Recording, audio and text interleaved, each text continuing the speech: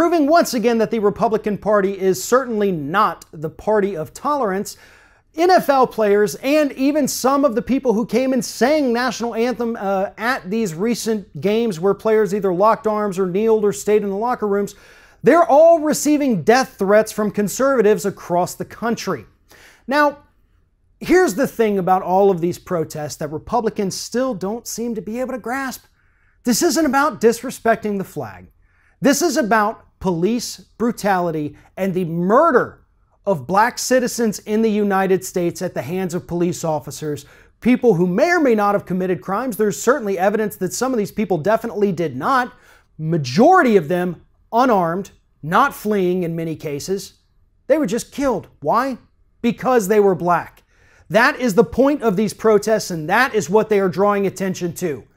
But for white conservatives across this country, that's not good enough. They've turned this into some kind of phony debate about disrespecting the flag or our soldiers. And so now they're issuing death threats to the very people who are protesting the unjust death of black people all over this country. Do they not see the irony in that? Or do they just not care?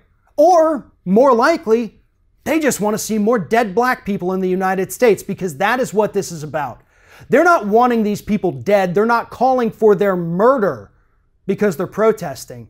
They're doing it because of the color of their skin. Again, that is what all of this boils down to. 84% of the American public approves of these demonstrations that have been going on in the NFL for the last week. 84%. I mean, that's a higher percentage than approve of Medicare for all, or tuition-free college, or any person in any political party that's elected in Washington, D.C. 84% approve of these NFL players. The rest of them, some of them, I should say, want to kill them. That is what they've said. That is what they've made clear. That is what they've posted on social media. That is what they've said during interviews. And that is what they want to do.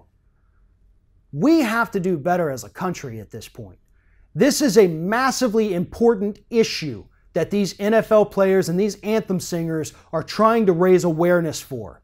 And these people out there who want to kill the people protesting unjust death are just as bad as the police officers out there committing these murders. These people who've issued these threats need to be in prison.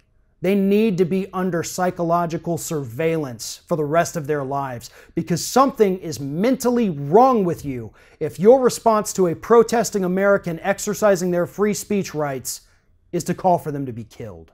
Thanks for watching, and if you like what you see here on Ring of Fire, we encourage you to subscribe to our channel.